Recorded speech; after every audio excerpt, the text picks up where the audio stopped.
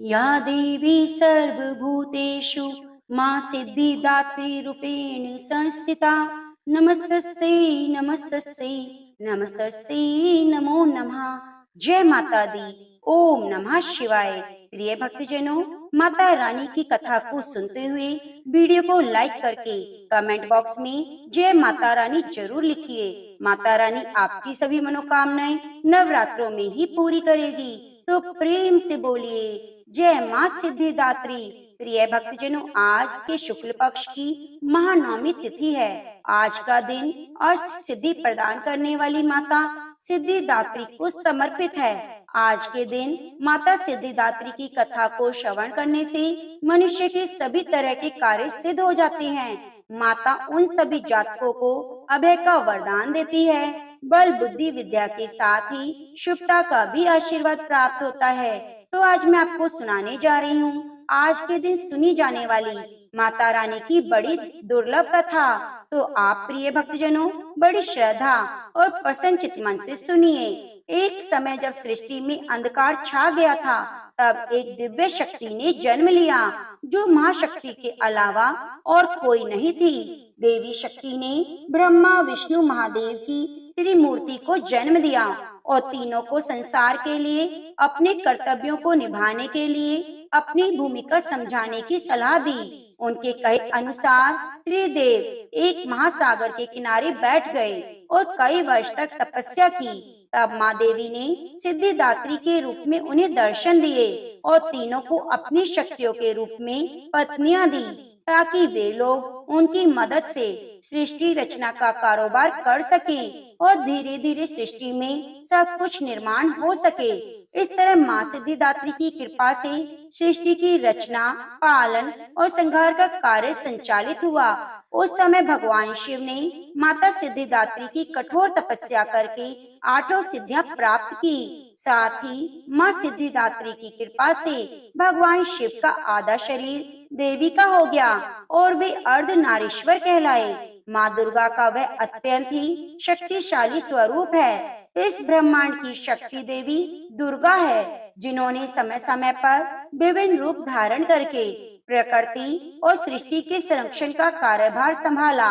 जब किसी दैत्य के सामने देवताओं के युद्ध कौशल कम पड़ जाया करते थे, तो स्वयं माँ आदिशक्ति भवानी सिद्धिदात्री ने अपने पुत्रों का रक्षण किया।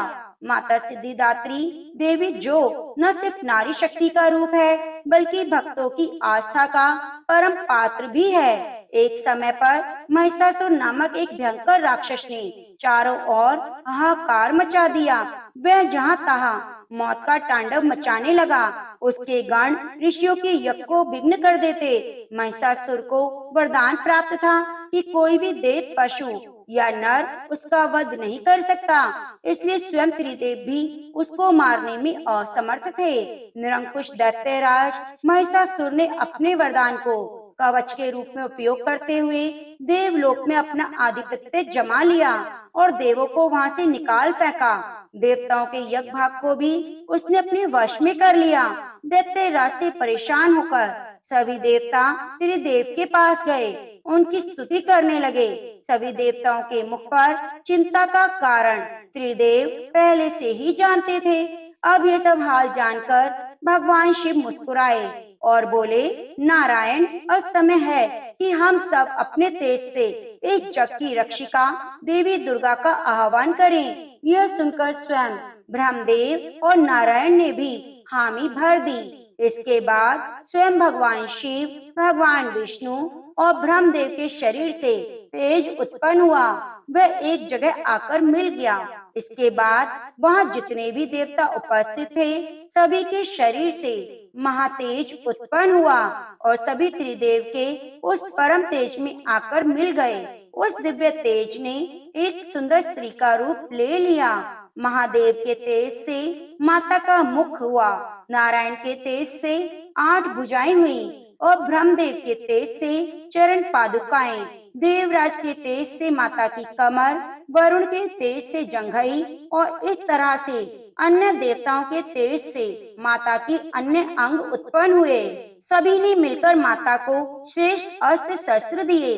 महादेव ने त्रिशूल, शूल नारायण ने अपने चक्र से एक दिव्य चक्र, ब्रह्मदेव ने एक दिव्य कमंडलू, देवराज इंद्र ने दिव्य और शक्तिशाली वज्र, सागर ने सुंदर रत्नों से सजी आभूषण, कभी न मैले होने वाले वस्त्र और मुकुट दिए। वरुण ने शंख दिया, हिमालय ने माता को सवारी के रूप में सिंह दिया और इस प्रकार शिल्पी विश्वकर्मा ने माता को दिव्य अस्त्र शस्त्र निर्माण करके भेंट किए। माता का यह स्वरूप अत्यंत तेजस्वी और भयंकर था। देवी के विशाल और भव्य स्वरूप को देखकर सभी देवताओं ने करबद्ध होकर उनकी स्तुति की। देवी पर पुष्पों की वर्षा की। माता ने प्रसन्न होकर कहा, देवो, कहो मेरा प्रादुर्भाव किस प्रयोजन से किया?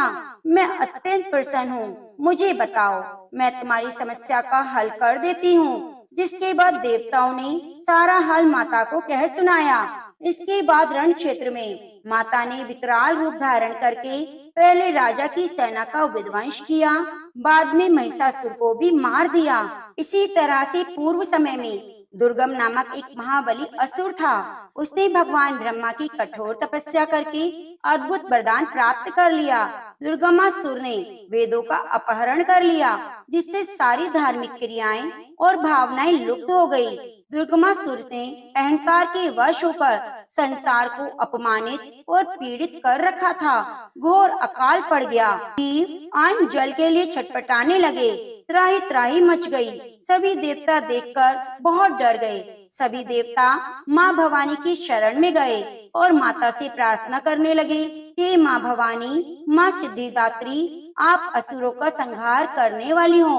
आपने ही शुंभ निशुंभ, चंड मुंड, मधुकैटभ, महिषासुर दैत्यों का वध करके हमारी रक्षा की है। माता, आपने हमें आशीर्वाद दिया था कि जब भी हम पर संकट आएगा तो आप हमारा उद्धार करेंगी। उसी प्रकार हे माता भगवती, दुर्गमासुर का वध करके हमारी रक्षा कीजिए। देवताओं की विनती से प्रसन्न होकर माँ भगवती ने जल की अनन्य धाराएं प्रवाहित करके चारों ओर जल ही जल प्रवाहित कर दिया।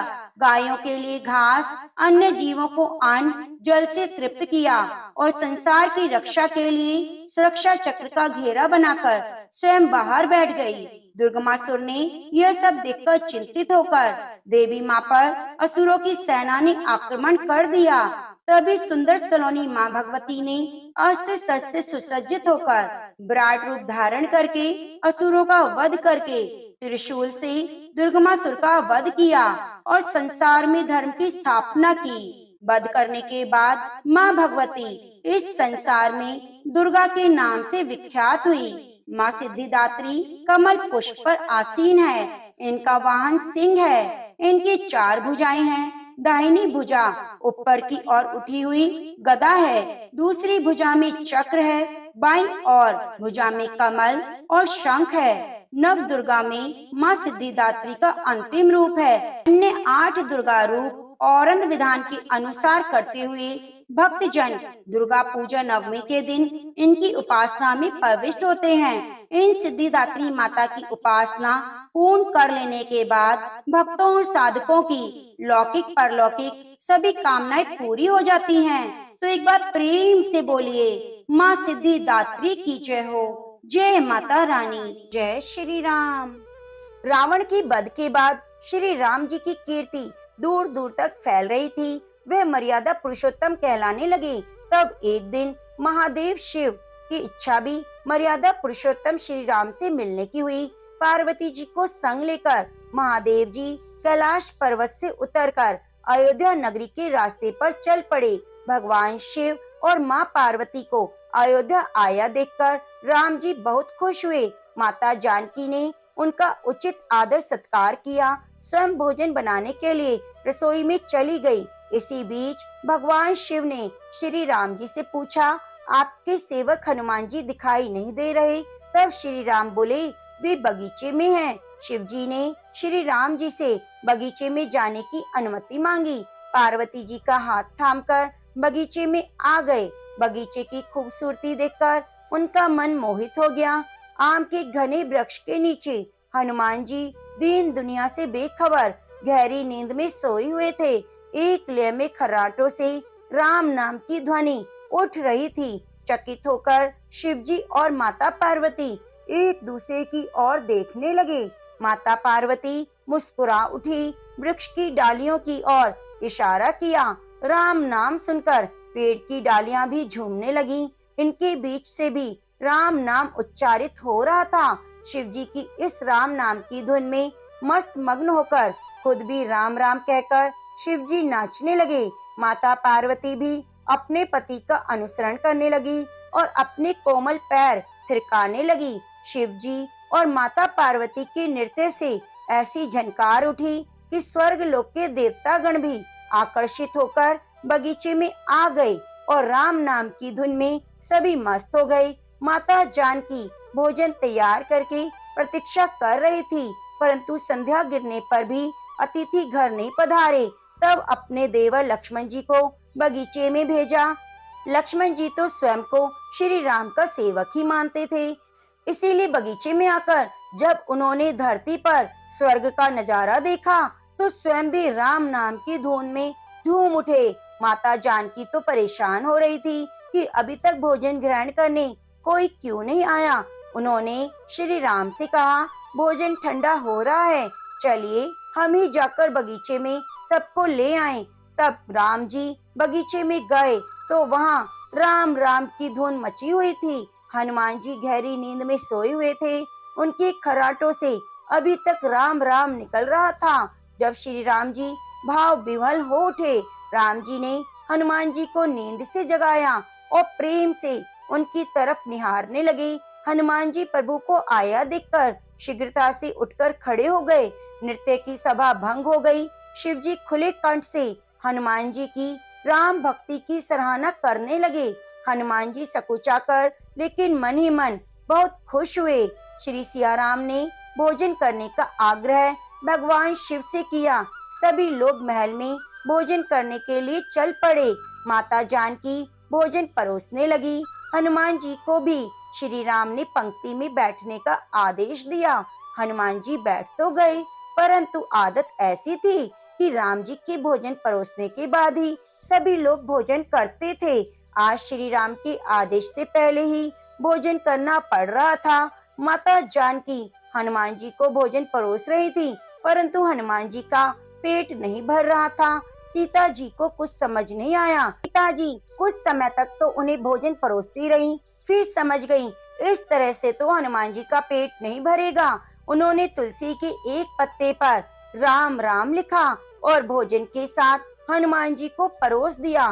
तुलसी पत्र खाते ही हनुमान जी को संतुष्टि मिली और वे भोजन खाकर उठ खड़े हो गए। भगवान शंकर ने प्रसन्न होकर हनुमान जी को आशीर्वाद दिया कि आपकी राम भक्ति युगों युगों तक याद की जाएगी, आप संकट मोचन के नाम से जाने जाएंगे। तो प्रेम से बोलिए सियावरी रामचंद्र भगवान की जय। अब आइए सुनते हैं राम नाम महिमा की दूसरी कथा। महादेव जी को एक बार बिना कारण के किसी को प्रणाम करते देखकर पार्वती जी ने पूछा, आप किसको प्रणाम करते हैं प्रभु? तब शिव जी ने अपनी धर्म पत्नी पार्वती से कहा, हे देवी, जो व्यक्ति एक बार राम कहता है उसे मैं 3 बार प्रणाम करता हूँ। पार्वती जी ने एक बार शिव जी से पूछा, आप शमशान में क्यों जाते हैं? यह चिता की भस्म शरीर पर क्यों लगाते हैं? उसी समय शिव जी पार्वती जी को शमशान ले गए। वहाँ एक शव अंतिम संस्कार के लिए लाया गया। लोग राम नाम सत्य है कहते हुए शव को ला रहे थे। शिव जी ने कहा, देखो पार्वती, इस शमशान की ओर जब लोग आते हैं तो राम नाम का स्मरण करते हुए आते हैं। इस शव के निमित्त से कई लोगों के मुख से मेरे अति प्रिय दिव्य राम नाम निकलता है। उसको सुनने में शमशान आता हूँ और इतने लोगों के मुख से राम नाम का जप करवाने में निमित्त बनने वाले इस शव को मैं सम्मान करता हूँ, प्रणाम करता हूँ और अग्नि में जलने के बाद उसके भस्म को अपने शरीर पर लगाता हूँ। राम नाम बुलवाने वाले के प्रति मुझे इतना प्रेम है। एक बार शिव जी कैलाश पर पहुँचे और पार्वती जी से भोजन मांगा। तब पार्वती जी विष्णु सहस्त्र नाम का पाठ कर रही थी। पार्वती जी ने कहा, अभी पाठ पूरा नहीं हुआ, कृपया थोड़ी प्रतीक्षा कीजिए। तब शिव जी ने कहा, इसमें तो समय और श्रम दोनों लगेंगे। संत लोग जिस तरह से सहस्त्र नाम को छोटा कर लेते हैं और नित्य जपते हैं, वैसा उपाय कर लो पार्वती। पार्वती जी ने पूछा, वह उपाय कैसे करते हैं, मैं सुनना चाहती हूँ। तो शिव जी ने बताया, केवल एक बार राम कह लो, तुम्हें सहस्त्र नाम भगवान के 1000 नाम लेने का फल मिल जाएगा। एक राम नाम 1000 दिव्य नामों के समान है। तब पार्वती जी ने वैसा ही किया। भगवान बोले, श्री राम राम रामेति रमे रमे मनोरमे सहस्त्र नाम तत् तुल्य राम नाम बरानने। यह राम नाम सभी आपदाओं को हरने वाला, सभी संपदाओं को देने वाला दाता है। सारे संसार को विश्राम या शांति प्रदान करने वाला है। इसलिए मैं बार बार प्रणाम करता हूँ। भव सागर की सभी समस्याओं को और दुखों की बीजों को बूझकर रख देने वाला, समूल नष्ट कर देने वाला, सुख संपत्तियों को अर्जित करने वाला, यमदूतों को खदेड़ने वाला केवल राम नाम का जप है। इसलिए प्रयास पूर्वक स्वयं भी राम नाम जपते रहना चाहिए और दूसरों को भी प्रेरित करना चाहिए। इससे आप अपना और दूसरों का कल्याण कर सकते हैं। यह सबसे सुलभ और अचूक उपाय है। तो प्रेम से बोलिए, सियावरी रामचंद्र भगवान की जय। एक प्रेम से बोलिए, गणेश जी महाराज की जय।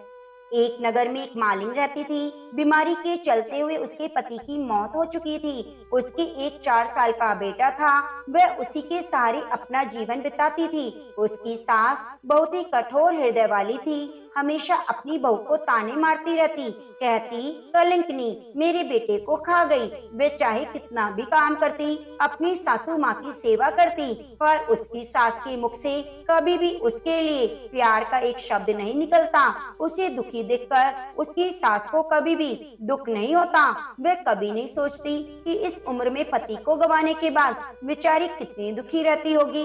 इन सब बातों को नजरअंदाज करते हुए वह हर समय अपनी बहू के साथ लड़ाई करती, जितनी हो सके तकलीफ देती। फिर भी उसकी बहू सामने बोलकर कुछ नहीं कहती। लेकिन जब इतने में भी उसकी सास का मन नहीं भरा, तो एक दिन उसने अपने गुस्से के चलते अपने पोते और बहू को घर से निकाल दिया।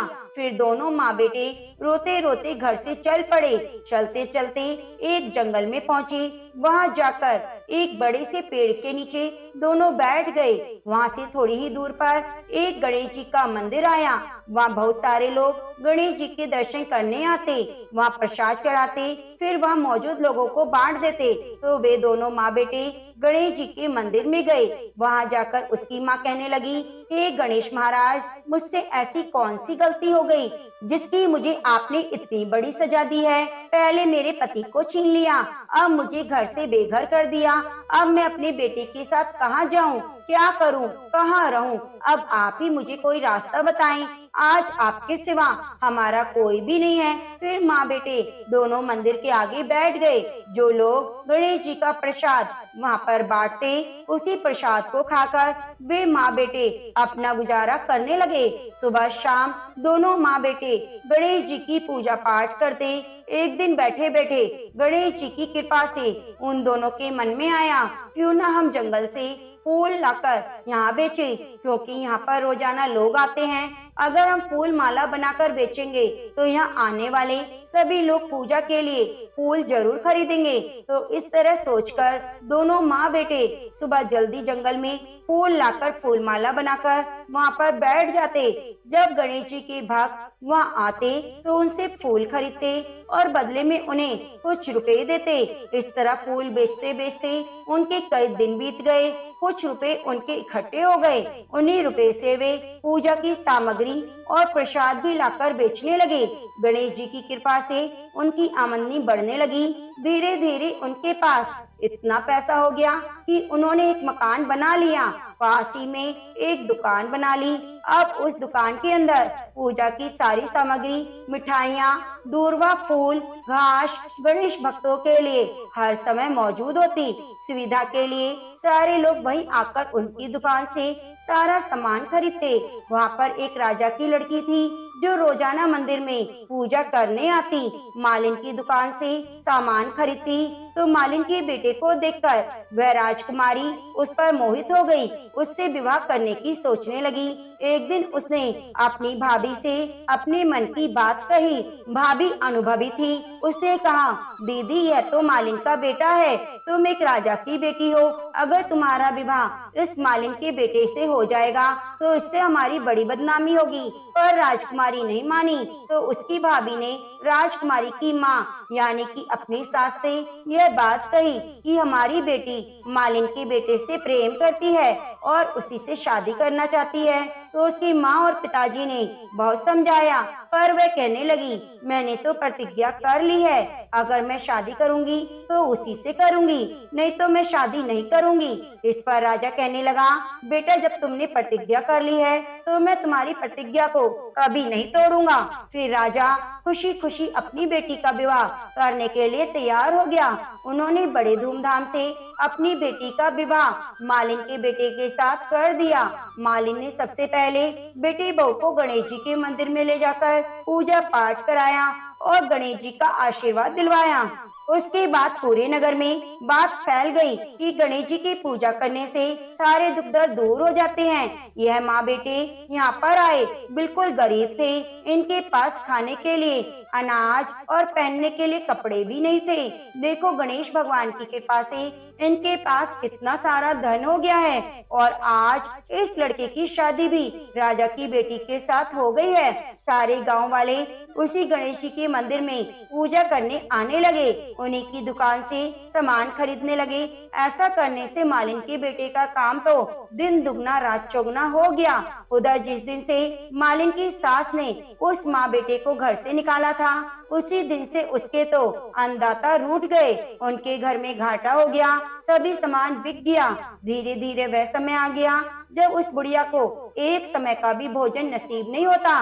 उसे भूखा मरता देखकर गांव के लोग उस पर बिल्कुल भी दया नहीं दिखाते, कहते अपनी बेचारी विधवा बहू को किस तरह से लड़ाई करके इसने घर से बाहर निकाल दिया, यह तो अपनी करनी का फल भुगत रही है, वे बेचारी आज न जाने कहाँ होगी। पहले तो भगवान ने उसका पति छीन लिया, फिर एकमात्र घर का सहारा था वो भी इस बुढ़िया ने छीन लिया। यह सुनकर बुढ़िया को अपने किए पर पछतावा हुआ और गांव वालों की बेरुखी देखकर एक दिन वह रोती बिलखती गांव छोड़कर निकल गई और चलते चलते जंगल में पहुंच गई जहां गणेश जी का मंदिर था। वहां पहुंचकर मालिन के बेटे से कहने लगी, बेटा मैं तो कई दिनों से भूखी हूँ, मुझे 2 वक्त की रोटी दे दिया करो, इसके बदले में तुम्हारा काम कर दूंगी। तो लड़के को दया आ गई, उसने उसे काम पर रख लिया। उसे अपनी दादी को नहीं पहचाना, उसने उस बुढ़िया को भोजन करवाया। फिर बुढ़िया माई काम पर लग गई। जैसे शाम हुई मालिन घर आई, उसने अपनी सास को देखते ही पहचान लिया और कहने लगी, सासू माँ आप यहाँ कैसे? तो सास ने पोते की तरफ इशारा करके कहा, मेरी इस सेठ के यहाँ नौकरी लग गई है।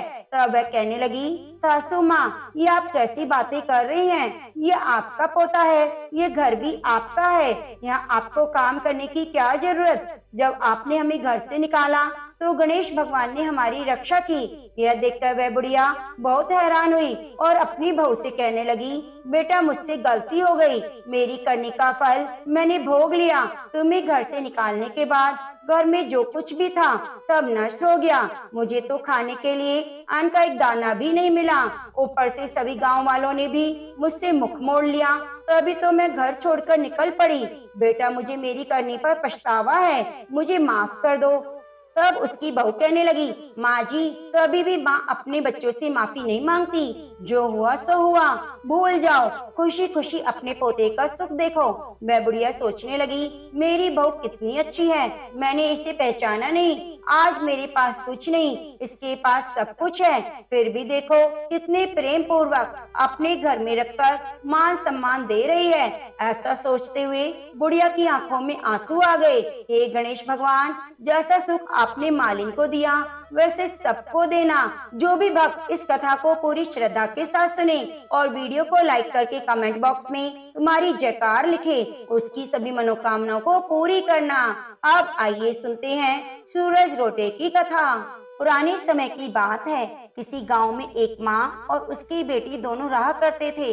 उनके परिवार में और कोई तो था ही नहीं अपनी बेटी का पालन पोषण करने के लिए। उसकी माँ दूसरों के घरों में काम किया करती, साफ सफाई करना, कपड़े धोना, बर्तन मांजना, उसे जो भी काम मिलता उसकी माँ बेटी अपना गुजर बसर कर लिया करती थी। इसके साथ साथ वह सूर्य देव की परम भक्त थी। हर साल सूरज रोटे का व्रत करती। जैसी उनकी बेटी बड़ी हुई तो उसने अपनी बेटी को भी सूरज रोटे का व्रत रखवाना शुरू कर दिया।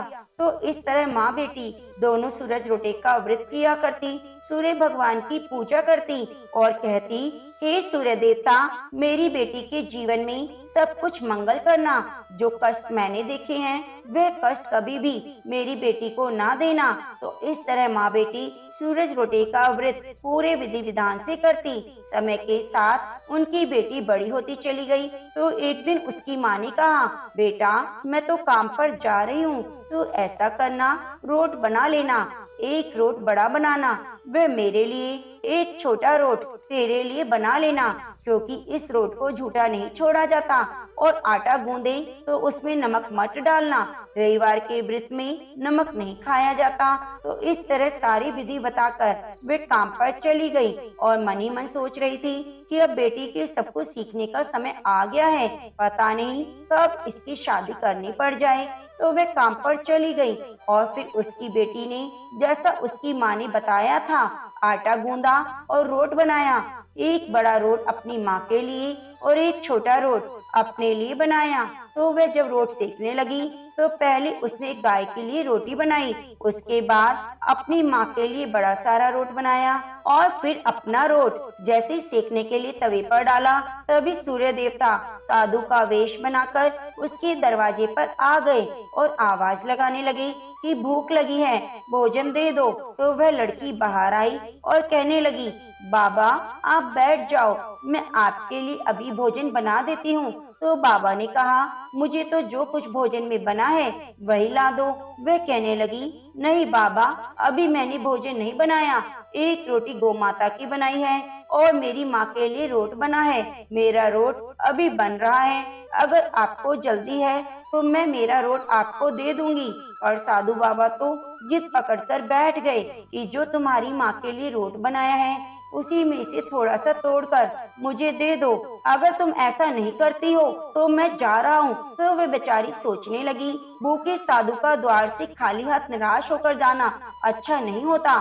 तो उसने अपनी माँ की रोट में से एक थोड़ी सी कोर तोड़कर साधु बाबा को दे दी। साधु बाबा उस कोर को खाकर बहुत ही प्रसन्न हुए और आशीर्वाद देकर चले गए।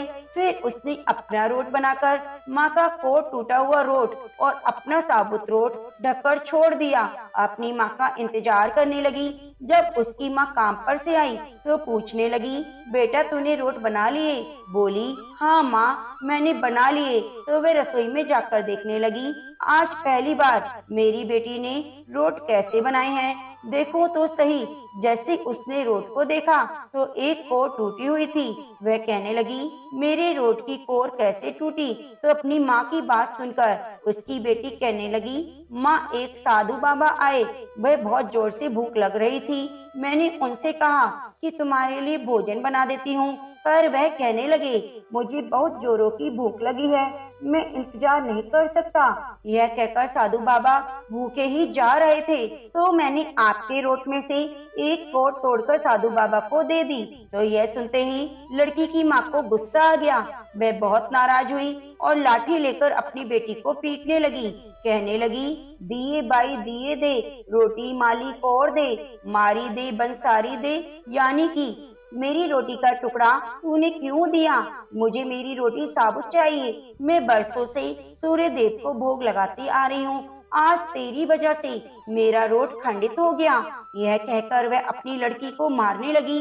बेटी बेचारी डर के मारे घर छोड़कर भाग निकली। तो उसकी माँ पीछे पीछे भाग रही थी। तो वह गांव छोड़कर डर के मारे जंगल में चली गई और वहां जाकर एक बड़ के पेड़ पर चढ़कर बैठ गई। अब सूर्यदेव अस्त होने वाले थे। उस लड़की बेचारी भूखी प्यासी बड़ के पेड़ पर बैठी थी, सोच रही थी, कहाँ जाऊं, क्या करूं? अगर घर गई तो माँ मुझे फिर मारेगी। यह देखकर सूर्य देवता सोचने लगे कि बेचारी लड़की को मेरी वजह से घर छोड़कर निकलना पड़ा है, अब भूखी प्यासी यहीं बैठी है। अगर ऐसे सूर्य अस्त हो गया तो ये भोजन नहीं करेगी, और भोजन करे भी तो कहाँ से करे? इसकी रक्षा तो मुझे ही करनी पड़ेगी, मेरी वजह से इसकी यह हालत हुई है। तो सूर्य भगवान ने उसके लिए चूरमे का लड्डू और एक पानी का लोटा भेज दिया। यह देखकर लड़की बहुत खुश हुई। वह लड्डू खाकर और पानी पीकर सो गई। अब रोजाना सुबह सूर्य देवता एक चूरमे का लड्डू और एक लोटा पानी भेज देते। वह लड़की मजे से खाकर वहीं बैठी रहती। इस तरह कई दिन बीत गए। एक दिन की बात है, दोपहर के समय एक राजा शिकार खेलते हुए वहां से जा रहा था। बड़ के घने वृक्ष को देखकर राजा के मन में आया कि क्यों ना यहाँ कई देर तक विश्राम कर लूं। राजा को भूख भी लगी थी और प्यास भी लगी थी, तो वे अपने सेवकों से कहने लगे, मैं यहाँ कुछ देर आराम करता हूँ, मेरी तो प्यास के मारे जान निकली जा रही है, तुम पानी का पता करके आओ। तो राजा के सेवक पानी ढूंढने के लिए चले गए। थोड़ी देर बाद निराश होकर लौट आए, कहने लगे, राजन, यहाँ पर तो दूर दूर तक कहीं भी पानी नहीं है। तो राजा कहने लगे, आज मुझे बहुत जोरों की प्यास लगी है, चुल्लू भर पानी मिल जाए तो मेरे प्राण बच जाएं, अन्यथा मेरे प्राण ही चले जाएंगे। तो पेड़ पर बैठी लड़की ने जब यह बात सुनी तो उसने चुल्लू भर पानी डाल दिया। राजा बढ़ के पेड़ के नीचे सोए हुए थे, तो वह पानी उनके मुंह में जाकर गिरा। राजा ने पानी पी लिया। पानी पीकर राजा को कुछ राहत महसूस हुई। कहने लगे, अरे सेवक, मेरी आधी जान तो बच गई, अगर थोड़ा और पानी मिल जाए तो सारी जान बच सकती है। यह सुनकर लड़की ने फिर से चुल्लू पानी डाल दिया। राजा ने पानी पी लिया, पर राजा को आश्चर्य हुआ कि इस तरह कहने के साथ ही मेरे मुंह में कौन पानी डाल रहा है। तो उसने अपने सेवक से कहा कि हे सेवक, तुम इस पेड़ के ऊपर चढ़कर देखो, पेड़ पर कौन बैठा है जो मेरे बोलते ही मेरे मुंह में पानी डाल देता है। तो यह सुनकर सेवक को भी बड़ी हैरानी हुई और उस बड़ के पेड़ पर चढ़ गया। उसने देखा वहाँ एक लड़की बैठी है। सेवक कुछ बोलता उससे पहले लड़की ने चुप रहने का इशारा किया और कहा, भैया तुम यह स्वादिष्ट लड्डू खा लो, आधा लोटा पानी बचा है, यह भी पी लो। राजा को मेरे बारे में कुछ मत बताना, कह देना ऊपर तो कोई नहीं है, पता नहीं राजा मेरे साथ कैसा व्यवहार करेंगे। सेवक तो भूख प्यास से परेशान था। उसने लड्डू खाया, पानी पिया। तो राजा कहने लगे, अरे सेवक, इतनी देर कैसे हो गई, तुझे ऊपर कौन है, बता तो सही। सेवक कहने लगा, हे राजन, मैं देख रहा हूँ। यह कहकर सेवक नीचे उतर आया और कहने लगा, ऊपर तो कोई नहीं है, मैंने हर डाल पर देख लिया, हर पत्ते को छान मारा, वहाँ पर तो कोई कीड़ा मकोड़ा भी नहीं। तो सेवक की बात सुनकर राजा ने कहा, यह नहीं हो सकता, मुझे संशय हो रहा है कि जरूर ऊपर कोई है, तभी तो तू इतनी देर ऊपर लगाकर आया, क्योंकि नहाया हुआ है और खाया हुआ मनुष्य छिपता नहीं। मैं खुद ऊपर जाकर देखता हूँ कि कौन है। तो यह कहकर राजा पेड़ पर चढ़ा, तो वहाँ एक सुंदर कन्या बैठी थी। कन्या राजा को देखते ही भयभीत हो गई, पर राजा ने कहा, डरो नहीं, तुम बहुत सुंदर हो, तुम मेरे साथ चलो। तुम यहाँ पर क्यों बैठी हो, मैं तुमसे विवाह करना चाहता हूँ। इस तरह राजा ने एक साथ अनेकों सवाल कर दिए। तो उस कन्या ने कुछ नहीं कहा और वह चुपचाप पेड़ से उतरी और राजा के साथ चली गई। राजा ने शुभ मुहूर्त देखकर कन्या के साथ विवाह कर लिया। साल भर में उसने एक बहुत सुंदर पुत्र को जन्म दिया। राजा तो बहुत खुश थे, पर राजा की दूसरी रानियां थी, उनकी संतान नहीं थी, वे सारी की सारी उससे जलती थी। उसके पुत्र हो जाने के कारण वे उससे ईर्ष्या करने लगी। वह सोचने लगी कि क्या करें कि राजा राजमहल से इसको निकाल दे, यह राजा की और भी चहेती बन गई है, हमें यहाँ कौन पूछेगा। तो दूसरी रानी कहने लगी, तुम्हारी बात तो सही है, हमें कुछ ना कुछ तो करना पड़ेगा। थोड़े ही दिन बाद सूरज रोट का व्रत आया। लड़की ने सूरज रोटे का व्रत रखा और सूर्य देव की पूजा के लिए रोट बनाने लगी। जब दूसरी रानियों ने देखा कि नई रानी एक बड़ा सारा रोट बना रही है, तो उसने पूछा, तुम ये क्या कर रही हो? वह बोली, बहन आज मेरे सूरज रोटे का व्रत है, मैं सूर्य देव की पूजा करूंगी। तो रानियों ने छोटी रानी से कुछ नहीं कहा। फिर राजा के पास जाकर कहने लगी, हे राजन, हमारी तो संतान नहीं है, आपको इतनी मुश्किल से एक छोटी रानी की वजह से संतान प्राप्त हुई है और कितनी मुश्किल से हमारे वंश में वृद्धि हुई है। आपकी छोटी रानी देखो क्या कर रही है, पता नहीं छोटे राजकुमार के साथ क्या होने वाला है। यह सुनकर राजा तो डर गए और पूछने लगे, छोटी रानी ने क्या किया? तो राजा की दूसरी रानियां कहने लगी, राजन, आज छोटी रानी ने तो बड़ा सारा रोट बनाया है, कहती है मैं तो यही रोट खाऊंगी। उतना बड़ा रोट ढंग से बनाना भी नहीं आता। इस तरह आधा पका हुआ रोट वो खाएगी तो छोटी रानी के साथ साथ कुंवर साहब की भी तबीयत खराब हो जाएगी, उसका पेट दुखेगा। जब तक बच्चा छोटा होता है तो माँ को खाने पीने का ध्यान रखना चाहिए। अतः हे राजन, हम तो कुछ नहीं कह सकते, आप जाकर छोटी रानी को समझाओ। तो राजा ये सब सुनकर बड़े चिंतित हुए और जल्दी जल्दी रसोई की ओर चल पड़े। जैसे ही वे रसोई घर में पहुंचे तो छोटी रानी ने उस रोट को थाल के नीचे छुपा दिया। राजा ने कहा, तुम क्या कर रही हो? तो उसने कहा, कुछ नहीं। तो राजा कहने लगे, तुम झूठ बोल रही हो। जब मैं रसोई में आया था तो तुमने थाली के नीचे कुछ छुपाया था, मुझे दिखाओ क्या है इसके नीचे। तो राजा की बात सुनकर छोटी रानी डर गई और मन ही मन सूर्य देवता का स्मरण करने लगी और कहने लगी, राजन, इस थाल के नीचे तो मेरे गरीब पीहर से आया हुआ उपहार है। तो राजा ने तुरंत ही थाली उठाई तो देखा उसके नीचे तो सोने का चक्कर था। राजा कहने लगा, अरे वाह, गरीब पीहर से ऐसा उपहार। और छोटी रानी चुप रही, उसने कुछ नहीं कहा। फिर इसी तरह समय बीतता गया।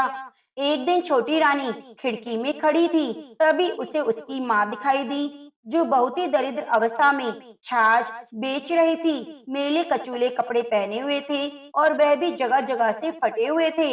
यह देखकर उसे बहुत दुख हुआ। मन ही मन सोचने लगी कि मैं अपनी माँ को बुला लूं तो बेचारी यहाँ पर आराम से रह लेगी। इतने नौकर चाकर हैं, वह भी कुछ काम कर लेगी और किसी को पता भी नहीं चलेगा। यह सोचकर छोटी रानी ने अपनी माँ को महल में बुला लिया और उसकी माँ आते ही अपनी बेटी को देखते ही वही बात दोहराने लगी कि माई, दिए दे रोटी मालिक और दे, मारी दे वंसारी दे।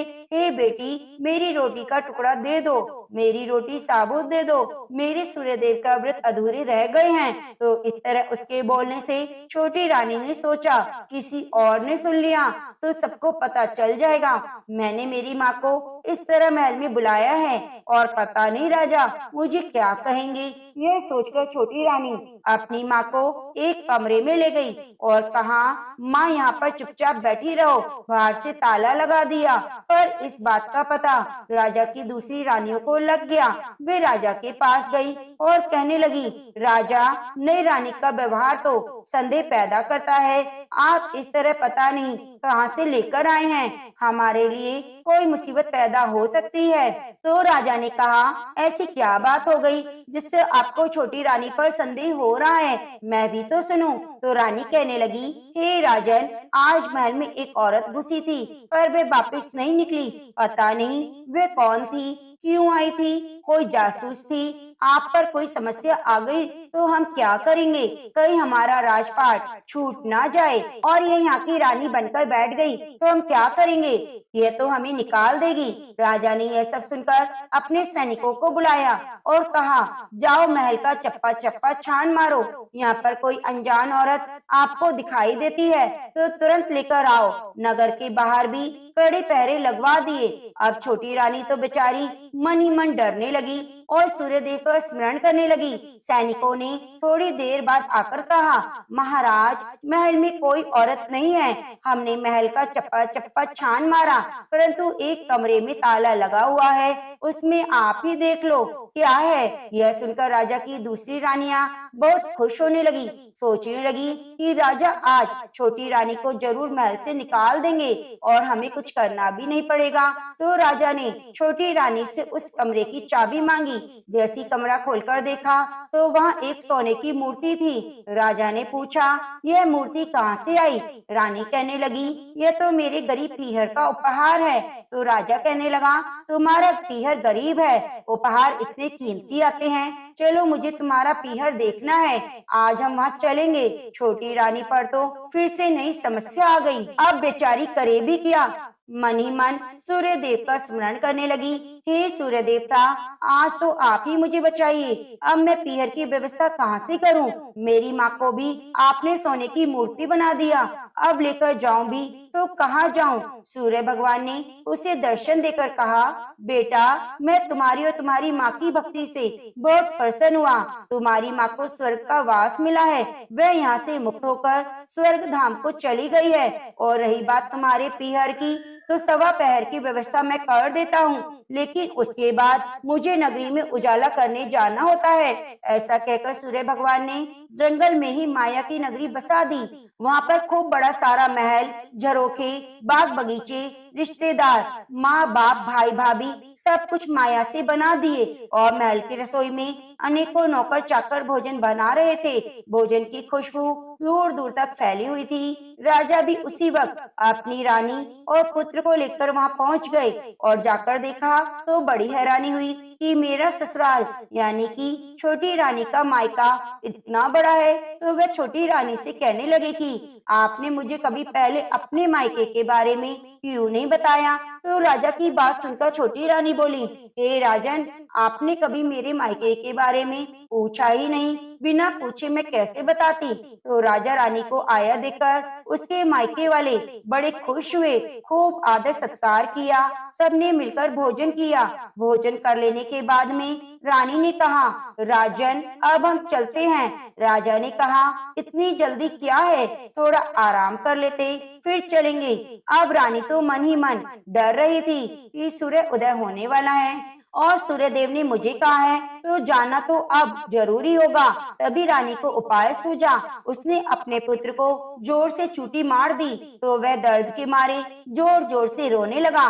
राजा ने पूछा, राजकुमार क्यों रो रहा है? तो छोटी रानी कहने लगी, पता नहीं महाराज, नई जगह है, मुझे लगता है इसका यहाँ मन नहीं लग रहा, मेरा भी मन घबरा रहा है। तो राजा से भी अपने राजकुमार का रोना सहन नहीं हुआ और उन्होंने अपने ससुराल वालों से विदा ली और कहा, अब तो मुझे जाना पड़ेगा, राजकुमार रो रहा है, पता नहीं क्या बात हो गई, अब तो जाना ही पड़ेगा, मैं फिर कभी आऊंगा। यह सुनकर राजा रानी, सेवक और पुत्र वहाँ से चल पड़े।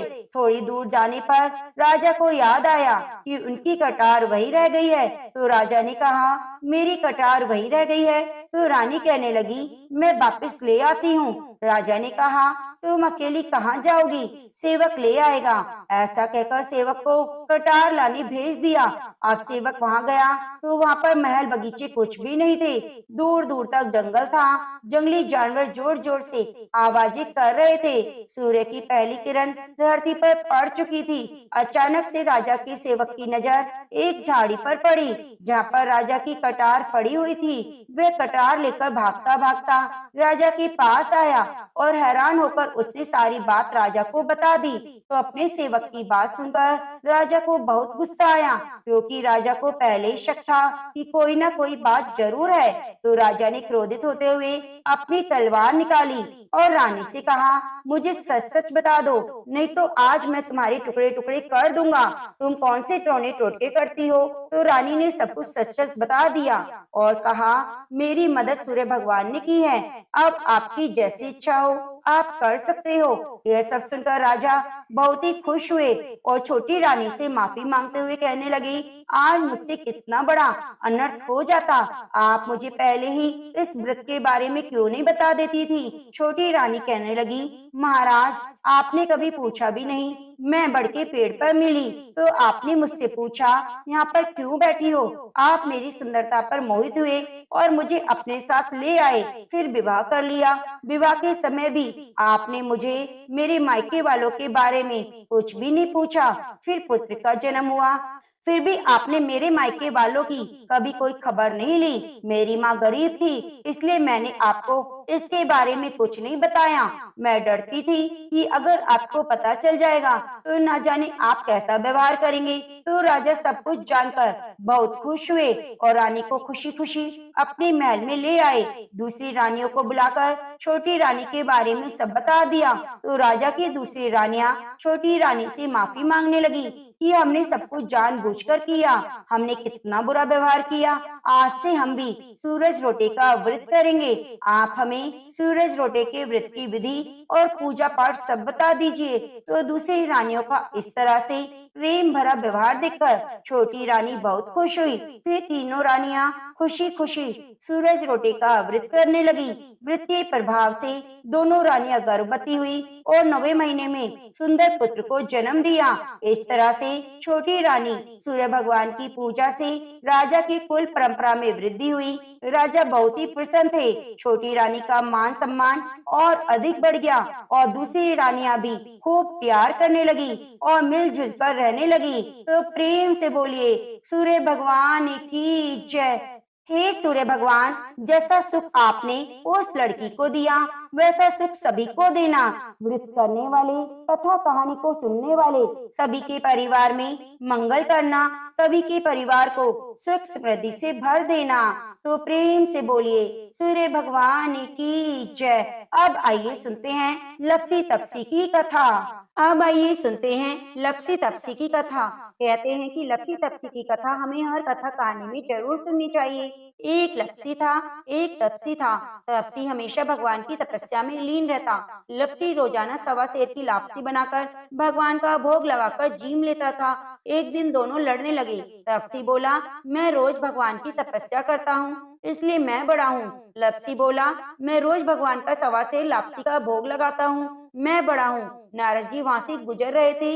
दोनों को लड़ता देखकर उनसे पूछने लगे, तुम क्यों लड़ रहे हो? तपसी ने खुद के बड़ा होने का कारण बताया और लपसी ने भी अपना कारण बताया। तो नारद जी बोले, तुम्हारा फैसला मैं कर दूंगा। दूसरे दिन लपसी तपसी नहाकर अपनी रोज की भक्ति करने आए।